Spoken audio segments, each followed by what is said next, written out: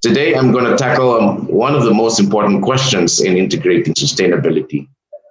Um, and the question really is, if ESG, or environment, social, and governance, is so important and material to the business, why are they being missed in the ERM, in the enterprise risk management and the strategy planning processes of most companies?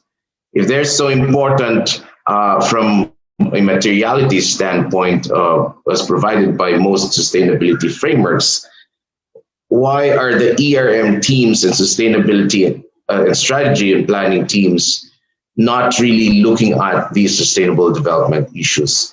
At least in the World Business Council for Sustainable Development data, about 29% of material ESG risks in sustainability reports are not really disclosed in risk filings.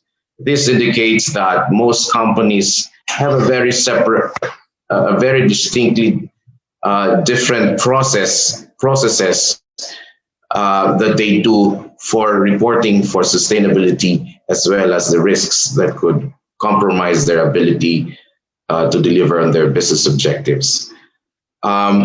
Most companies that we've seen has been struggling to integrate, to have an integrated process of identifying ESG risks as a component of the risks, the traditional risks that companies must consider and must prepare for and must create mitigation and response to be able to ensure that their businesses can go well and they're able to achieve their business objectives. Most of sustainability issues are systemic in nature.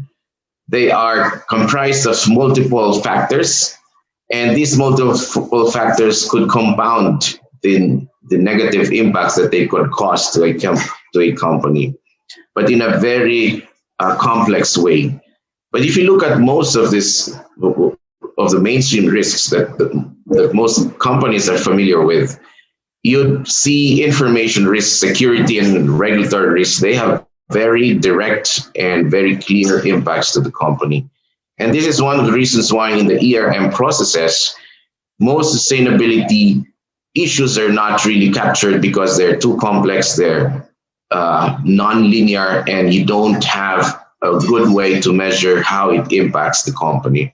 So how do we now, given those fundamental differences between how companies look at ESG versus ERM, how do we now ensure that ERM and strategy processes are able to capture ESG?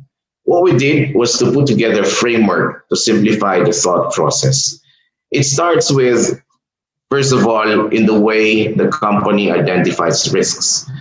Normally, companies identify risk only from the point of view of how this risk could affect you or could cause harm to you, or even how this could alter your business context and the business environment, your market.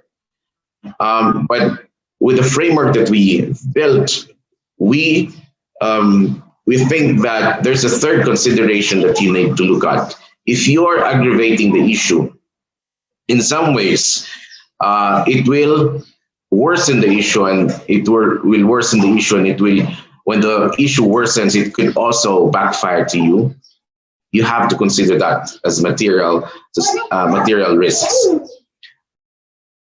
Then finally, if you think that there's a business model that you can deploy which could advance your business objectives that will also address these sustainability risks, those things need to be also considered as material risk to the company, or shall we say opportunity.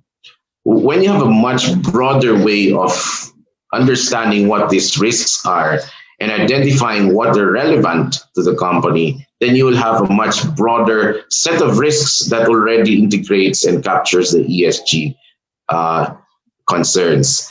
So today I leave you that message that for us to progress more and mature more, for you to mature more in your sustainability journey, you have to think about how sustainability needs to be integrated into the enterprise risk management and strategy planning process of your company. Thank you.